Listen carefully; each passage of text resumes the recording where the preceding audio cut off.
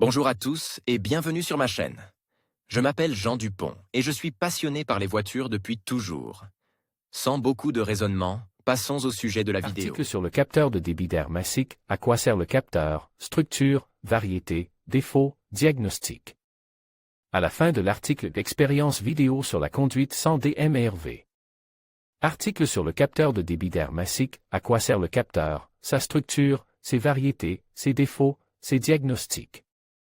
À la fin de l'article d'expérience vidéo sur la conduite sans DMRV. Depuis les débuts de l'industrie automobile à la fin du siècle dernier jusqu'à aujourd'hui, les concepteurs se sont efforcés de réduire la consommation de carburant. Avec l'installation de composants électroniques et d'une unité de contrôle supplémentaire pour toute l'électronique, le processus de consommation est devenu plus difficile à contrôler. Pour que les moteurs à injecteurs fonctionnent correctement, il faut que le mélange air-carburant respecte une certaine proportion. Si cette proportion n'est pas respectée, des dysfonctionnements se produisent dans le moteur. Le DMRV sert à prévenir la violation des proportions.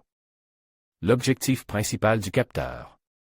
La tâche principale du capteur de débit d'air massique est de mesurer l'air qui entre avec le carburant dans les cylindres du moteur.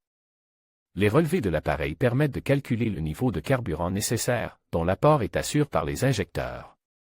Pour s'assurer que le carburant est fourni dans le volume requis, il est nécessaire de calculer avec précision la quantité d'air entrant. Faute de quoi le fonctionnement optimal du moteur sera perturbé. En effet, s'il y a moins d'air, la partie excédentaire du carburant restera imbrûlée, ce qui affectera les performances du moteur. Et augmentera la consommation de carburant. S'il y a moins d'air, le moteur ne pourra pas remplir ses fonctions. Pour obtenir une quantité précise de mélange d'air, le contrôleur émonte immédiatement après le filtre à air.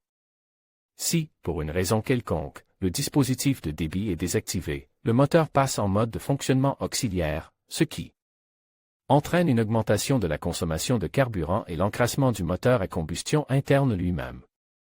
Variété et structure du DMRV. Le capteur est composé de plusieurs éléments. Il existe deux types de capteurs en fonction de l'élément chauffant. Les capteurs sont les dispositifs à fil étaient auparavant utilisés sur toutes les machines du fabricant national. Son principal composant est un élément thermistat et un fil de platine, qui a d'ailleurs reçu ce nom. Lorsque le contrôleur fonctionne, la résistance est chauffée en raison de la tension qui la traverse, c'est pourquoi son montage est prévu à l'endroit où l'air circule.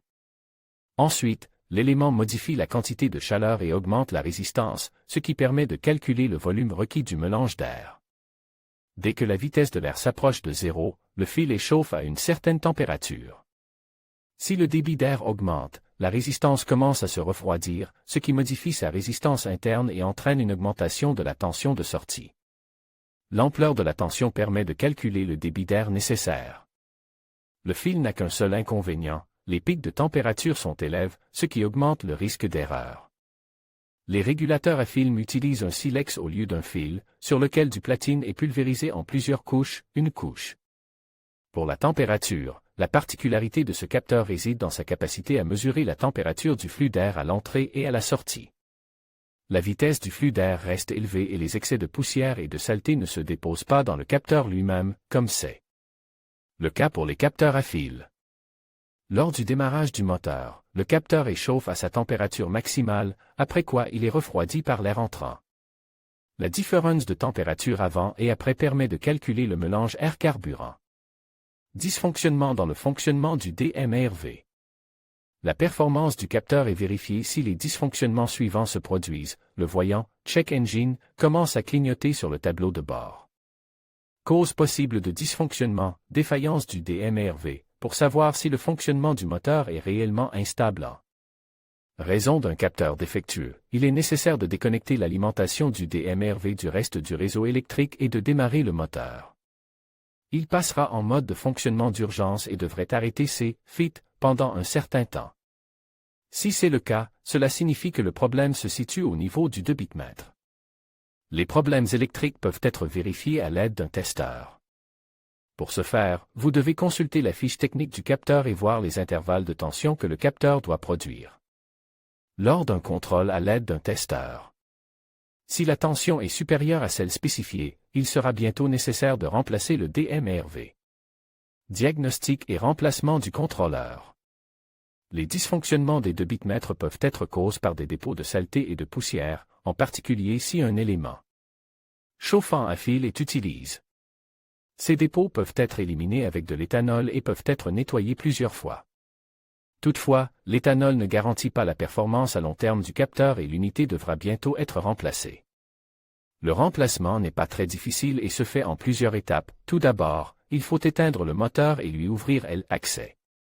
Lorsque vous choisissez un nouveau de bitmètre, assurez-vous que le capteur est correctement étiqueté. En effet, les appareils d'un même fabricant peuvent être conçus pour des unités de contrôle électronique différentes. Comment prévenir l'usure rapide de l'appareil? Quelques mesures permettent d'augmenter la durée de vie du 2 bitmètre. Le remplacement en temps utile du filtre à air permet d'éviter qu'il ne soit obstrué par des poussières et des saletés. Le régulateur de débit d'air est l'une des principales pièces d'une voiture moderne. De son bon fonctionnement dépend l'aptitude au service du moteur. Si vous maintenez constamment le DMRV en état de marche et le remplacez si nécessaire, le moteur remplira correctement ses fonctions. Vidéo sur la conduite sans DMRV.